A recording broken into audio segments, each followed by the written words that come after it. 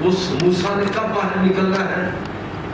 جب لوگ ظلم سہتے ہوئے اس انتہا کو پہنچ جاتے ہیں تو پھر اللہ رب العزت کا قانون قضاء و قدر جو ہے وہ حرکت کرنا ہوتا ہے۔ تو لہٰذا اللہ رب العزت نے جو یہ حکم دیا کہ ان اللہ یأمر بالعدل، اللہ تمہیں عدل کا حکم دیتا ہے، تو ریاست پاکستان کو اس وقت جو بڑے چیلنجز درپیش ہے تو اس میں ایک بہت بڑا چیلنج ہے، وہ چیلنج عدل و انصاف کا چیلنج۔ قانونی اور ہے، غریب کے لیے قانون اور ہے اور امیر کے لیے قانون اور ہے، بلکہ میں تو عرض کرتا ہوں کہ بڑوں کے لیے کوئی قانون ہی نہیں ہے اس ملک کے اندر۔ کیسے یہ ملک قائم رہے گا جو کہ اسلام کے نام پر بنا اور اسلام کے سب سے بنیادی اصول کو جس میں نظر انداز کر دیا؟ تو ریاست پاکستان کو اس وقت جو چیلنجز درپیش ہیں اس میں ایک بہت بڑا چیلنج جو ہے وہ عدل و انصاف کا ہے، قانونی عدل کا ہے، کہ جہاں پر اگر ایک صحابی بھی مطالبہ کرے تو نبی کریم صلی اللہ علیہ وسلم کو بدر کے عین میدان کے اندر دشمن کے سامنے اپنے آپ کو قصاص کے لیے پیش کرنا پڑا۔ سیرت کا واقعہ ہے۔ نبی صلی اللہ علیہ وسلم کے خاندان کی ایک عورت جو ہے جس کا نام فاطمہ، اگر چوری کرتی ہے اور کسی نے غلطی سے سفارش کر لی، اللہ کے رسول صلی اللہ علیہ وسلم تاریخی جملہ ارشاد فرمایا کہ والذی نفس محمد بیدی، اس ذات کی قسم جس کے قبضہ و قدرت میں محمد کی جان ہے، لو فاطمہ بنت محمد فعلت ذالک لقطعت یدہ، اگر فاطمہ، یہ تو میرے قبیلے کی عورت ہے، اگر میری بیٹی فاطمہ بنت محمد بھی چوری کرتی تو میں اس کا بھی ہاتھ کاٹنے کا حکم دیتا۔ اس لیے بڑی جامع بات یہ ہے کہ دنیا کے اندر اور کسی معاشرے کے ارتکاب میں عدل و انصاف اور عدلیہ، جب تک عدالتی نظام ٹھیک نہیں، ادارے تباہ ہو گئے ہمارے ملک پاکستان کی تباہی میں بنیادی کردار اداروں کی تباہی کے بعد صورتحال زیادہ نازک ہوئی۔ لوگوں کی توقعات ہی ختم ہو گئی ہے کہ کوئی عدالت میں کوئی مقدمہ لے کر جائے اور اس کو عدل و انصاف مل جائے۔ لوگوں کی توقعات ہی ختم ہو گئی۔ یہ کیوں قتل ہو گئی؟ ایک آدمی کا قتل ہوا ہے، وہ عدالت میں چلا گیا، اس کو مطمئن ہونا چاہیے کہ قاتل کو سزا مل گئی، سزا ملی، اس نے معاف کر دیا یا اس کو ہینگ کر دیا، یہ تو اگلی بات، لیکن اس کو توقع تو وہ کوئی نتیجہ اس کا یہ ہے کہ لوگ خود قانون اپنے ہاتھ میں لینے لگتے ہیں۔ یہ ریاستی نظام کی ناکامی کی بہت بڑی دلیل ہے کہ جب لوگوں کی یہ توقعات ختم ہوتی ہیں تو ماورائے عدالت اسی وقت قتل و غارت شروع ہوتی ہے۔ ہمارے حکمرانوں نے بھی یہ کر کے اصل میں یہ آپ دیکھ لیجیے کہ ہمارے ملک میں بھی ایسی کئی مثالیں آپ یہ کیوں کرتے ہیں، بسا اوقات اعتراف تو نہیں کرتے، لیکن ہمارے حکمران بھی بڑے بڑے مجرموں کو ماورائے عدالت ہی قتل کروا دیتے ہیں، اگرچہ وہ قتل کے مستحق ہی ہیں، سزا کے مستحق ہی ہیں، لیکن تب بھی کسی فرد کو ماورائے عدالت یہ حق نہیں ہے کہ اس کو قتل کر دے۔ اگر ایسا ہوتا ہے تو یہ اس بات کا اعتراف ہے کہ آپ کا عدالتی نظام اس قابل نہیں کہ مجرم کو سزا دے سکے، تبھی تو آپ نافذ کریں۔ ماورائے عدالت قتل و غارت کی بجائے ٹھیک طریقہ یہ تھا کہ آپ اس نظام کو ٹھیک کریں، لیکن آپ نے نظام ٹھیک نہیں کیا۔ میں عرض کرنا چاہتا ہوں کہ یہاں نظام ٹھیک ہوتا ہے، وہاں صورتحال یہ ہوتی ہے کہ جناب عمر فاروق رضی اللہ تعالیٰ عنہ جیسے عظیم حکمران کے جن کا نام سن کر روم اور ایران کی سلطنتیں کانپ جاتی، ایک آدمی نے استغاثہ کیا دوسرے نے، تو زید بن ثابت رضی اللہ تعالیٰ عنہ کی عدالت کے اندر حضرت عمر کو پیش ہوا۔ اور میں آپ کو بڑی دلچسپ بات بتاؤں کہ حضرت عمر رضی اللہ تعالیٰ عنہ یہ مدینہ کے چیف جسٹس تھے، حضرت زید بن ثابت رضی اللہ تعالیٰ عنہ جب ان کی عدالت میں مقدمہ گیا، یہ بھی بطور ایک فریق کے وہاں گئے، تو خلیفہ ہونے کے ناطے چیف جسٹس نے زید بن ثابت نے تھوڑا سا پروٹوکول دے دیا ان کے احترام میں کھڑے ہوئے. حضرت عمر رضی اللہ تعالیٰ عنہ سخت ناراض ہوئے. اس وقت میں بطور حکمران اور امیر یہاں نہیں آیا، میں مدعی کے ساتھ بطور مدعا علیہ کے آیا. اب یہ اور میں دونوں برابر میرے لیے کیوں کھڑے ہوئے؟ اور یہاں ہمارے آپ دیکھ لیجیے کہ جو ہمارے ملک کے اندر کلچر ہے کہ حکمرانوں کا عدالتوں کے اندر جانے کا انداز کیا ہے اور عام آدمی کو کس طرح گھسیٹ کر لے جایا جاتا ہے. یہ کیا کلچر ہے؟ حضرت عمر رضی اللہ تعالیٰ ناراض ہوئے. فرمایا کہ یہ پہلی بے انصافی آپ نے تعلیم دے دی کہ مدعی اور مدعا علیہ عدالت کے اندر چاہے کوئی بھی ہو وہ برابر ہے. کوئی NRO نہیں ہے، کوئی استثناء نہیں ہے، کسی کو استثناء حاصل نہیں ہے.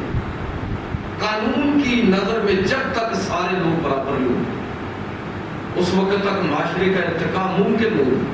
جب تک آپ کے ریاستی ادارے مضبوط نہیں ہوں گے اس وقت تک نہ معاشرہ، نہ ملک اور نہ یہ ملت کوئی ترقی نہیں ہو سکتی. کچھ بھی ممکن نہیں. تو اس وقت جو پاکستان کو ایک بڑا چیلنج درپیش ہے اس کا حل قرآن و سنت کی روشنی میں یہی ہے کہ یہ قانون ملک کے اندر قوانین موجود ہے اور میں آپ کو عرض کرتا ہوں کہ بہترین قوانین موجود لیکن امپلیمنٹیشن نہیں. حضرت عمر رضی اللہ تعالیٰ کو ہر حج کے موقع پر آپ نے کھلی کچہری لگا دی. ساری پورے عالم اسلام سے لوگ حج کرنے کے لیے آئے اور کئی لوگ پورے سال کے بعد حج کرتے ہی اس لیے تھے کہ جائیں گے اور خلیفہ کو ایک ایک چیز کی رپورٹ کریں گے کہ ہمارے صوبے میں، ہمارے شہر میں اور علاقے میں کیا چیز ہو رہی ہے، کہاں کمی رہ رہی ہے، کہاں مسائل کھڑے ہو رہے ہیں. کچہری لگی ہوئی ہے اور مصر کا ایک شخص اٹھتا ہے اور کہتا ہے جی یہ عمر بن عاص ہے، مصر کے گورنر، ان کے بیٹے نے ایک گھوڑ دوڑ کے نتیجے میں، واقعہ آپ نے سنا ہوا ہے، میرے چہرے پر تھپڑ مارا ہے اس غرور کے اندر کہ اس کا باپ مصر کا گورنر ہے اور میں اسے بدلہ نہیں لے سکتا. آج میں آپ سے استغاثہ کرتا ہوں. چنانچہ حضرت عمر رضی اللہ تعالیٰ عنہ نے جب یہ سنا، ایک ہوتا نا حکمران، یہاں ہمارے پنجابی میں ایک محاورہ ہے چودھری کتے بھی چودھری کلچر ہے نا بات. لیکن میں عرض کر رہا ہوں کہ اسلام اور ہمیں یہ خواب دیکھنا چاہیے اور توقع رکھنی چاہیے اور اس کے لیے کوشش کرنی چاہیے کہ ہم ایسے لوگوں کو آگے لے کر آئیں جو اس مائنڈ سیٹ کے ہوں، جو انسانیت کا درد رکھنے والے ہوں، سپیریئر ہونے کا کمپلیکس ان لوگوں کو نہ. حضرت عمر رضی اللہ تعالیٰ نے سنا، فرمایا کہ عمر بن عاص کی طرح حاضر ہوئے اور ایک تاریخی جملہ ارشاد فرمایا کہ اے عمر، لوگوں کی ماؤں نے ان کو آزاد کیا، تم نے کب سے ان کو غلام بنانا شروع کر دیا؟ کب سے تم نے ان کو غلامی کے اندر جکڑ لیا؟ چنانچہ اسی وقت حکم دیا کہ وہ آگے آ جائے. وہ بیٹا ان کا جو وہ آگے آ جائے میدان کے اندر. اور وہ مصری جو تھا جس نے استغاثہ کیا تھا اس کو حکم دیا کہ اب مارو اس کو. وہ مار کے تھک گیا، فرمایا اور مارو. اس نے جی بس میری تسلی ہو گئی. حضرت عمر رضی اللہ تعالیٰ نے اس وقت ایک عجیب فیصلہ فرمایا کہ اب تم ادھر ہو جاؤ اور تم تھے اس علاقے کے گورنر، تو تمہاری حکومت کے اندر یہ ظلم ہوا ہے، تم اس کے ذمہ دار ہو. لہذا عمر بن عاص صحابی رسول ہیں، مصر کے گورنر ہیں، ان کو حکم ہوا کہ اب آپ آگے آئیے اور اس مصری سے کہا کہ تم آگے بڑھو اور اب اس نوجوان کا جس نے تیرے ساتھ ظلم کیا ہے اور تو نے بدلہ لے لیا ہے، اب اس کے باپ کو بھی اسی طرح مارو. اس نے کہا نہیں بس مہربانی، میں نے اپنا انتقام لے لیا، میں مزید کوئی کار نہیں تھا. جب اتنا بے لاگ قسم کا عادل ہوگا تو حضرت علی رضی اللہ تعالیٰ کی بات یاد ہونی چاہیے کہ جب ملک تباہ ہوتے ہیں، جب قومیں تباہ ہوتے ہیں، جب معاشرے تباہ ہوتے ہیں، تو سب سے پہلی تباہی جو آتی ہے وہ ریاستی عدل کے نظام پر آتی ہے۔ نظام عدل گیا، ریاست ختم، ہر چیز گئی۔ اس لیے پاکستان کو اس وقت جو چیلنجز درپیش ہے تو اس میں ایک بڑا چیلنج یہ ہے کہ ہمارے ہاں عدل کا چلن جو ہے بدقسمتی سے ختم ہو گیا، لوگوں کی توقعات ہی مٹ گئی۔ ایک تو یہ بہت بڑا چیلنج۔ دوسرا چیلنج جو میں سمجھتا ہوں کہ سیاسی سطح پر ہمیں درپیش ہے اور جس کے لیے ہمیں اپنا اپنا حصہ ڈالنا چاہیے۔ یہ بڑا اچھا لگ رہا ہے کہ لوگ یہ اصل میں اسلام کا کلچر ہی ہے۔ اسلام کا کلچر کیا ہے؟ حضرت عمر خطبہ دے رہے ہیں اور ایک بی بی کھڑی ہوگی۔ جب آپ نے کہا نا کہ بھائی حق مہر بہت زیادہ ہے جو تم لوگ بنا رہے ہیں، تو کوئی بھی حضرت فاطمہ کا جو حق مہر اللہ کے رسول نے متعین کیا تھا اس سے زیادہ کوئی نہ، میکسیمم ہی اس سے کم یا اتنا بس۔ عورت ایک بی بی کھڑی ہو، اس نے کہا کہ یہ آپ کیسے تعین کر سکتے ہو؟ آپ کو یہ حق کس نے دیا کہ آپ حق مہر کا تعین کریں، جبکہ اللہ رب العزت قرآن مجید کے اندر ہمیں خزانے عطا فرماتا ہے؟ کوئی تعین نہیں قرآن مجید نے کیا۔ یہ حسب توفیق ہے، جتنا کو دے سکتا ہے اور جتنا اگلے کو بارے میں ہو مناسب سمجھے۔ آپ اس میں حد بندی کرنے والے کون ہوتے ہیں؟ حضرت عمر رضی اللہ تعالی احتساب کا تصور، یہ اسی وقت واپس گئے ممبر پر، کہا کہ بھائی عمر نے غلطی کی ہے، یہ بھی ٹھیک ہے، اس عورت نے ٹھیک بات کی ہے، میں اپنا بیان واپس لوں۔ یہ کلچر اسلام کا ہے، یہ روایت اسلام کی ہے کہ جس میں عام آدمی بھی پورا حق رکھتا ہے کہ حکمران سے، عہدیدار سے، ذمہ دار سے پوچھ سکے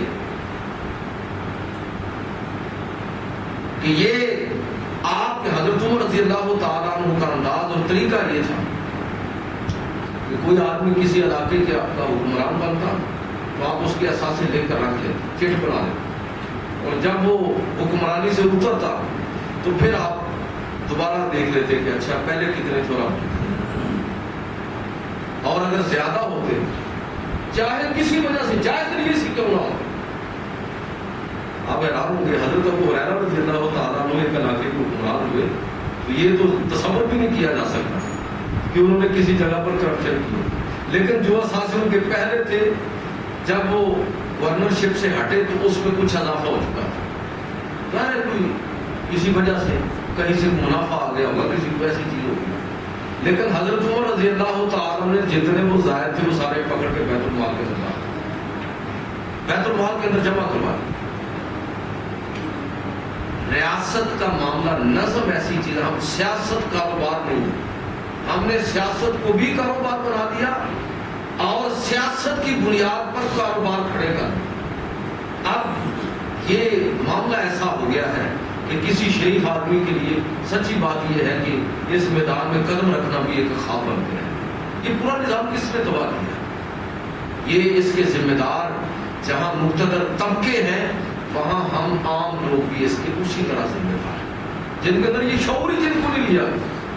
ہماری مسجد، ہمارا مدرسہ، ہمارا کالج، ہماری یونیورسٹی، ہمارا میڈیا، یہ سارے اس چیز کے ذمہ دار ہیں کہ لوگوں کے اندر اس شعور کو بیدار کریں، اجتماعیت کو بیدار کریں، ان کو یہ سوچ دیں، اجتماعی سوچ ان کے اندر پیدا ہو۔ لوگ اپنے بارے میں اتنا نہ سوچیں جتنا معاشرے کے بارے میں اور ریاست کے بارے میں سوچیں۔ جب لوگوں کے اندر یہ اجتماعی شعور آئے گا تو یہ کسی مائی کے لال کی ضرورت نہیں ہوگی کہ وہ لوگوں کے ساتھ زیادتی کرے۔ اچھا ہے اس وقت ملک کے اندر بعض جگہ پر سننے میں آ رہا ہے کہ لوگوں نے جہاں جہاں لوگ جا رہے ہیں ان کا احتساب بھی صاف رکھا ہے۔ یہ شعور ڈیولپ ہونا چاہیے، پوچھا جانا چاہیے۔ یہ کلچر اسلام کا کلچر ہے۔ میں بات کر رہا ہوں کہ اس میں ایک بڑا ایشو سیاسی، صرف قانونی عدل کا مسئلہ نہیں ہے۔ عدل کوئی اگر آپ لے لینا تو قانونی عدل ہی صرف ایک ایشو نہیں ہے، ہمارے یہاں سیاسی عدل بھی نہیں۔ پچھلے جمعے تھوڑی سی میں نے بات کی تھی کہ سیاسی عدل کا مطلب یہ ہے کہ اس نہ آپ آپ کا مسلح جو ہے یہ وراثت کے اندر نہیں جا سکتا، نہ آپ کا نہ کرسی اقتدار کسی کو وراثت کے اندر ملے گا، یہ وراثت کے اندر تقسیم ہونے والی چیزیں نہیں ہے۔ مسلمانوں کا حکمران وہ شخص ہوگا جو ان میں سے سب سے بہترین ہے، ان کے مسلح پر وہ شخص کھڑا ہوگا جو ان میں سے سب سے زیادہ علم رکھنے والا اور بہتر انسان ہے، یہ ہے اس کا میرٹ، جو ان میں علم میں، تقوی میں، پرہیزگاری میں، تدبر اور فہم میں سب سے بہتر ہو، ویژن والا آدمی ہو۔ جب آپ کے مسلح پر ویژن والا آدمی کھڑا ہوگا، جب آپ کے ملک کی لگام کسی ایسے شخص کے ہاتھ میں ہوگی جس کا کوئی ویژن ہو، جو واقعتاً ہی ملک کے لیے سوچنے والا ہو، قوم کے لیے سوچنے والا ہو، اپنے اور اپنے کاروبار اور اپنے خاندان اور رشتہ داروں کے لیے سوچنے والا نہ ہو، بلکہ ملک کے لیے سوچنے والا، تو تبدیلی اسی سے آنے والی۔ یہ شعور اس ملک کے اندر عوام کو ہم نہیں دے پائے، نتیجہ اس کا یہ ہے کہ نسل در نسل آپ کے ہاں مذہب کی قیادت بھی لوگوں کے پاس ہے اور نسل در نسل سیاست کی قیادت بھی لوگوں کے پاس ہے، فیملی لمیٹڈ کمپنیاں ہر طرف، اور لوگ اس شعور سے آئی ہے۔ اور یہ اگر یہ چیز ایسی ہوتی تو اللہ کے رسول صلی اللہ علیہ وسلم اپنے بعد حضرت علی کو خلیفہ بنا، حضرت عباس کو خلیفہ بنا دو، بہترین انتخاب ہوئی، ان کے خاندان سے بھی ہے اور بڑے لوگ بھی تھے، لیکن آپ نے ایسا نہیں کیا۔ یہ سبق ہمیں دیا نبی کریم صلی اللہ علیہ وسلم نے اور صحابہ نے اور خلفائے راشدین نے ایک بات سمجھا دی کہ ریاست کی کامیابی میں جب تک حکمران اور یہ طبقے، مقتدر طبقے، اس میرٹ کو ملحوظ نہیں رکھیں گے جس میرٹ کا ذکر اللہ تعالیٰ نے قرآن مجید کے اندر ارشاد فرمایا کہ ان اللہ یامرکم ان تؤدوا الامانات الی اہلہا، امانتیں، عہدے، ذمہ داریاں اہل لوگوں کے سپرد کرو۔ مانا گیا کہ جب کوئی آدمی کسی اقتدار میں آتا ہے تو وہ اپنے رشتہ داروں کے اندر سارے اختیارات کے ساتھ تباہی۔ نبی صلی اللہ علیہ وسلم نے ایسا نہیں کیا۔ حضرت عمر رضی اللہ تعالیٰ عنہ سے لوگوں نے کہا کہ عبداللہ ابن عمر جو ان کے بیٹے ہیں یہ تو بڑے کمپیٹنٹ تھے اور بڑی بصیرت والے تھے، صاحب فکر آدمی تھے، لوگوں نے کہا کہ چلیں آپ کو بنا دیں، فرمایا نہیں۔ 6 لوگوں کی جو کمیٹی بنائی اس میں بھی عبداللہ ابن عمر کا نام نہیں رکھا۔ آپ اندازہ فرمائیں، یہ ہمیشہ کے لیے طے کر دیا کہ ریاست کے معاملات رشتہ داریوں کی بنیاد پر نہیں، صرف اور صرف اہلیت کی بنیاد پر یہ عہدے سونپے جائیں۔ یہ شعور لوگوں کے اندر ہونا چاہیے۔ اگر اس طرح کی کوئی بندر بانٹ ہو تو لوگ نکلے میدان کے اندر، کبھی نہیں ہم نکلے۔ پاکستان کے لوگوں کی اس طرح مت مار دی گئی ہے، حال یہ ہو گیا کہ لوگ اپنے ذاتی معاملے کے لیے تو احتجاج کریں گے، لیکن ملک تباہ ہوتا ہے تو ہو جائے، ریاست تباہ ہوتی ہے تو ہو جائے، معاشرے کا اجتماعی نقصان ہوتا ہے تو ہو جائے، ہمیں سے کوئی بھی احتجاج نہیں کرے الا ماشاء۔ تو میں عرض کر رہا ہوں کہ یہ شعور ہمارے معاشرے کے اندر آنا چاہیے۔ تو یہ صرف قانونی عدل کا مسئلہ نہیں ہے، سیاسی عدل بھی بگڑا ہوا ہے، سیاسی سطح پر بھی تباہی مچی ہوئی ہے کہ کسی ایسے آدمی کے لیے جو اہلیت رکھتا ہو۔ حضرت عمر رضی اللہ تعالیٰ کو جب خنجر لگا اور بچنے کی امید نہ رہی تو انہوں نے آخری وقت میں یہ فرمایا تھا کہ کاش آج سالم مولا ابی حذیفہ زندہ ہوتے۔ یہ سالم مولا ابی حذیفہ حضرت ابو حذیفہ کے غلام، آزاد کردہ غلام تھے، اور جنگ یمامہ کے اندر مسیلمہ کذاب جو جھوٹا مدعی نبوت تھا اس کے خلاف لڑتے ہوئے شہید ہوئے۔ قرآن پاک کے حافظ بھی تھے اور بڑے علم والے اور ویژن والے آدمی تھے، شہید ہو گئے۔ تو کہنے لگے کاش آج اگر وہ زندہ ہوتے تو میں اپنے بعد ان کو خلیفہ بنا دیتا۔ تھے لوگ آزاد کردہ غلام، میرٹ میں پھر کیا ہوا؟ وہ رنگ اور نسل نہیں ہے، خاندان نہیں ہے، امارت نہیں ہے، صلاحیت ہے کہ جو جتنی صلاحیت رکھتا ہے اتنا ہی وہ زیادہ حقدار ہے مسلمانوں کی قیادت کرنے کا اپنی اہلیت کی بنیاد۔ ایک بہت بڑا جو اس وقت ہمارے ہاں جو ایشو آیا ہے، پاکستان کو جو نظم اجتماعی کے حوالے سے جو چیلنجز درپیش ہے تو اس میں ایک بہت بڑا چیلنج سیاسی سطح پر یہ ہے. لوگوں کو ان چیزوں کو سمجھنا چاہیے. اب تو شعور آنا چاہیے. 70 سال کے بعد بھی ہم اس ملک کو جس تباہی کی طرف لے کر چلے گئے. عوام کے اندر جب بیداری آئے گی, تعلیم اسی لیے کہا جاتا ہے کہ تعلیم ترجیح ہوتی ہے زندہ قوموں کی, اور قوموں کو جب مار پڑتی ہے تو سب سے پہلے ان کو مکتب کے اندر مار پڑتی ہے. جاپان کی اکثر ہم مثال دیتے ہیں کہ جاپان جب سرنڈر کیا جاپان نے دوسری جنگ عظیم کے دوران, تو ایک ہی صرف انہوں نے انہوں نے جی باقی سب کچھ آپ کے حوالے, لیکن جو یہاں کا نظام تعلیم ہوگا وہ ہماری مرضی کا ہوگا. ٹھیک, تو آپ دیکھ لیں کہ انہوں نے کس انداز میں اپنے نظام تعلیم کو مرتب کیا, منظم کیا, کہ وہ ملک جو دوسری جنگ عظیم کے اندر تباہ ہوا, ناگاساکی اور ہیروشیما تباہ ہوئے اور پورا ملک کھنڈر بن گیا, جاپان مکمل طور پر تباہ ہوا. چند سالوں کے بعد ہم نے دیکھا کہ دوبارہ سپر پاور, اس میں جن ملکوں کے پاس طاقت ہے معیشت کی اور جن کی بات عالمی سطح پر سنی جاتی ہے, ان میں جاپان کی. تو کہنے کا مطلب یہ ہے کہ یہ جب تک پہلی ترجیح نہیں ہوگی, لوگوں کے اندر یہ چیز نہیں سمجھ آئے گی لوگوں کو کہ یہ نہیں ہے کہ یہ کام غلط ہے اور یہ بات سارے کام ٹھیک ہوتے ہیں. بات صرف یہ ہے کہ آپ کی ترجیحات کیا ہے, کون سا کام پہلے کرنا چاہیے اور کون سا بعد میں کرنا چاہیے. یہ وہ ویژن ہے جو اصل میں ریاست کے سربراہ کے اندر ہونا چاہیے, ریاست کے سربراہ کے اندر ہونا چاہیے. تو ایک بہت بڑا مسئلہ جو ہے ریاستی سطح پر وہ یہ بھی ہے.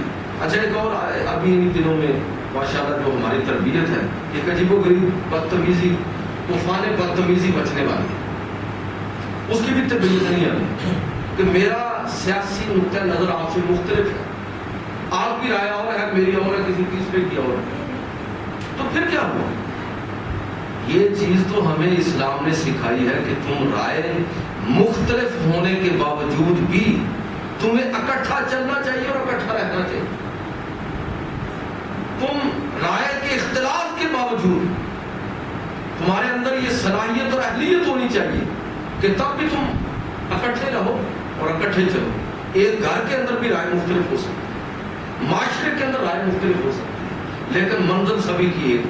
ایسا اختلاف قتل خطرناک ہے, ایسا اختلاف امت کے لیے رحمت ہے کہ اس اختلاف کے نتیجے میں ایک بہتر چیز جو ہے وہ ہمارے سامنے آئی. حضرت سعد بن عبادہ خزرج کے سردار تھے. آپ حیران ہوں گے کہ انہوں نے حضرت ابوبکر صدیق رضی اللہ تعالیٰ عنہ کی بیعت نہیں کی تھی. جب حضرت ابوبکر صدیق خلیفہ بنے انہوں نے بیعت نہیں کی تھی, لیکن کچھ بھی نہیں کہا, چھوڑ دیا ان کو. حضرت ابو ذر غفاری رضی اللہ تعالیٰ عنہ کی رائے بہت سارے معاملات میں مختلف تھی. لوگوں کو رائے رکھنے کا پورا حق اور اختیار ہے. یہ کوئی اپروچ اور مثبت سرگرمی نہیں ہے کہ اگر کسی کی رائے مختلف ہو تو آپ اس کے خلاف ہو جائے, اس کے خلاف انتقام سے چلنے لگے اور بسا ہوگا تو لوگ پتہ نہیں کیا کرتا ہے, جان کے نام پہ ہو. یہ تربیت بھی ہماری اسلام نے کی. یہ ایک چیز یہ جو میں نے عرض کی کہ سیاسی حوالے سے ہمارے اندر وہ عدل جو ہے اس کی تربیت نہیں ہے. یہ بھی ایک بہت بڑا چیلنج ہے, اس چیز کو بھی سمجھنے کی ضرورت ہے. تیسری چیز, پاکستان کو جو اس وقت چیلنجز درپیش ہے وہ سماجی سطح پر عدل کا نہ ہونا ہے. عدل و انصاف سماجی سطح پر نہیں. مطلب دیکھیے نا وی آئی پی کلچر, یہ کیا ہے بھائی؟ وی آئی پی کلچر اسلام میں کوئی وی آئی پی نہیں ہوتا. یہ نہیں ہے کہ کوئی گارڈ رکھنا کوئی حرام ہو گیا, کوئی مسئلہ نہیں. اگر کسی کے لیے کوئی مسئلہ ہو, اگر حکمرانوں کے لیے کوئی مسئلہ ہو, لیکن میں عرض کر رہا ہوں اس وی آئی پی کلچر کا جس کا عام مشاہدہ ہو گیا, وہ چیز. روم کا سفیر مدینہ کے اندر داخل ہوا, پوچھا کہ مسلمانوں کے بادشاہ سے ملنا ہے. لوگوں نے کہا ہمارا کوئی بادشاہ نہیں ہوتا, خلیفہ ہوتا. بادشاہ کوئی نہیں ہوتا. اچھا چلو خلیفہ سے ملنا ہے, اس کا محل کدھر ہے؟ انہوں نے کہا کوئی اس کا محل نہیں ہے, کہاں ہے؟ باقی لوگوں کا جس طرح کہا ہے. اچھا جی گاڑی بتا دو. پتہ چلا کہ یہ گھر ہے ٹوٹا پھوٹا جس طرح باقی لوگوں کا. کدھر ہے؟ اس کے ذہن میں تو وہاں کا تصور تھا نا, وی آئی پی کلچر. تو کہاں پر ہے؟ تو لوگوں نے بتایا کہیں کہیں پھر رہے, شاید ادھر گئے ہیں ادھر گئے ہیں. اور بالآخر اس کو کسی نے بتایا کہ آؤ میں نے دیکھا ہے کہ فلاں جگہ پر گرمی تھی, گرمی کے اندر مسجد نبوی کے اندر کچے فرش کے اوپر حضرت عمر رضی اللہ تعالیٰ لیٹے ہوئے ہیں اور گرمی کی حدت سے پسینہ بہ رہا. پسینہ بہنے سے مٹی کی جسم کے ساتھ لگی. بڑا حیران. یہ عمر ہے جس کے نام سے روم اور ایران کی سلطنتیں کامتی ہیں. خط پہنچتا ہے تو کیسر اور کسرا پر کب کب بھی طاری ہو جاتی ہے. یہ عمر ہے. اس نے پھر تاریخی بات کہی ہے, عمر تو نے آدم کیا اس لیے تو آرام کی نیند سو. ہمارے حکمرانوں نے ظلم کیا ہے اس لیے انہیں اپنی حفاظت کے لیے اتنا لو لشکر رکھنے کی ضرورت ہے. یہ ایک المیہ ہے جس المیہ سے ہم گزر رہے ہیں کہ ریاست کے اندر جب یہ کلچر پروموٹ ہوگا اور اس کی بنیادیں بھی انتہائی خطرناک. وہ بنیادیں کیا ہیں کہ کس کے پاس کتنی دولت ہے, کتنا اختیار ہے, کتنی طاقت ہے. جبکہ حضرت عمر رضی اللہ تعالیٰ لوگوں کو خطبہ دیتے ہوئے ارشاد فرمائے, کیا لوگوں تم میں سے جو حضرت ابوبکر صدیق رضی اللہ تعالیٰ نے الفاظ کہے کہ تم میں سے جو کمزور شخص ہے وہ میرے نزدیک طاقتور ہے جب تک میں اس کو اس کا حق نہ دوں, اور تم میں سے جو طاقتور ہے وہ میری نظر میں کمزور ہے جب تک غریب کا حق اس سے لے کر اسے نہ دے. کہنے کا مطلب یہ ہے کہ یہ ایک ایسی بیماری اس معاشرے کو لاحق ہوئی ہے اور پاکستانی ریاست کو جو چیلنجز درپیش ہے اس میں ایک بڑا چیلنج یہ عجیب و غریب عزت اور افتخار کے جو کلچر ہم نے ڈیولپ کیا ہے, اور اس کو بالکل ہم خود لوگ اس کو بڑھاوا دے رہے ہیں. حضرت سعد بن ابی وقاص رضی اللہ تعالیٰ بڑے جلیل القدر صاحب, شکایت مدینہ پہنچی کہ انہوں نے اپنا مکان جو ہے وہ بڑا وی آئی پی قسم کا بنا دیا. حضرت عمر رضی اللہ تعالیٰ نے اعلان کر رکھا تھا کہ جو مال اور گورنر ہے نا, میں پچھلے جو میں بات کر رہا تھا کہ ریاست کی ذمہ دار جو لوگ ہیں وہ عہدے دار نہیں ہوتے, وہ اصل میں خدمت میں مشغول ہوتے ہیں. وہ ذمہ دار ہوتے ہیں. عہدے دار کیا ہوتے ہیں؟ ذمہ دار ہیں. آپ نے قانون بنایا ہوا تھا کہ جو عام لوگوں کو چھوڑ دیں وہ اپنے وسائل کے مطابق چلیں گے, لیکن جو گورنر ہوگا, جو عمال ہوں گے, کسی علاقے کا گورنر ترکی گھوڑے پر سوار نہیں ہوگا. یہ اس وقت اعلیٰ کی سواری تھی. وہ چھنے ہوئے آٹے کا کھانا روٹی نہیں کھائے گا, باریک لباس نہیں پہنے گا, اپنے گھر کے سامنے ڈیوٹی اور گارڈ نہیں رکھے گا. یہ اس دور کے حوالے سے آج مسئلہ تو رکھا جا سکتا ہے, لیکن ظاہر اس کی حد بندی ہے. یہ نہیں ہے کہ گھر کی حفاظت کے لیے 2800 اہلکار جو ہے وہ ایک جگہ پر پائیں گے. تو گھر کی ڈیوٹی نہیں بنا سکتا. طے کر دی ساری چیزیں. شکایت پہنچی کہ سعد بن ابی وقاص نے اپنے گھر کے ساتھ ایک بڑا خوش نما کمرہ, محل نما کمرہ بنایا ہوا ہے. یہ ان کو کس نے حق دیا؟ عام لوگوں کو تو یہ سہولت نہیں دے سکتے. کہ احتساب عدالت کے چیف جسٹس تھے حضرت عمر رضی اللہ تعالیٰ ان کو تحقیق کے لیے بھیجا. دیکھا واقعی وہ چیز پائی.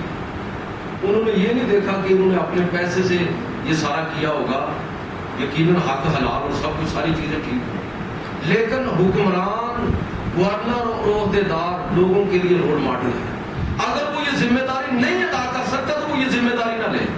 اسے عام آدمی کی سطح پر اتر کر ہی اپنے آپ کو لوگوں کے سامنے پیش کرنا ہے. چنانچہ آپ نے دیکھا کہ واقعی وہ ایک خاص محل نما ایک کمرہ جو بھی سمجھ لیں اچھے انداز میں تیار کیا گیا, اسی وقت گرانے کا حکم. یہ ہے ریاست جس کے اندر لوگوں کو اس انداز میں لوگوں کے سامنے رول ماڈل بنتی ہے حکومت اور حکومتی نظم اور حکومت کا پورا نظام اور اس کے ساتھ وابستہ لوگ. جب میں عرض کرتا ہوں کہ جب حکمران ٹھیک نہیں ہوں گے، دونوں طرف باتیں گڑبڑ ہے ہمارے یہاں. جس طرح کے ہم ہیں اسی طرح کے حکمران آ رہے ہیں، اور جس طرح کے حکمران ہیں اس کے اثرات عوام پر پڑ رہے ہیں. دونوں چیزیں ٹھیک ہونی چاہیے. ہمیں بھی ٹھیک ہونا چاہیے. میں تو عرض کرتا ہوں کہ پہلے ہمیں ٹھیک ہونا چاہیے. ہم ٹھیک ہوں گے تو انشاءاللہ ہمارے حکمران بھی ٹھیک ہوں گے، ہمیں بہتر حکمران نصیب ہوں گے. جب حضرت عمر رضی اللہ تعالیٰ عنہ حکمران ہے تو نیچے دیکھیے کون سے لوگ. ہم چاہتے ہیں کہ ہم تو شیطان کی راہ پر چلتے رہیں اور اوپر عمر جیسے حکمران آ جائے. ایسا نہیں ہوگا. لازم ہے کہ ہم اپنے آپ کو ٹھیک کریں، پھر ہم احتساب دوسروں کا بھی کر سکیں. حکمرانوں کو بھی ٹھیک ہونا چاہیے، عوام کو بھی ٹھیک ہونا چاہیے.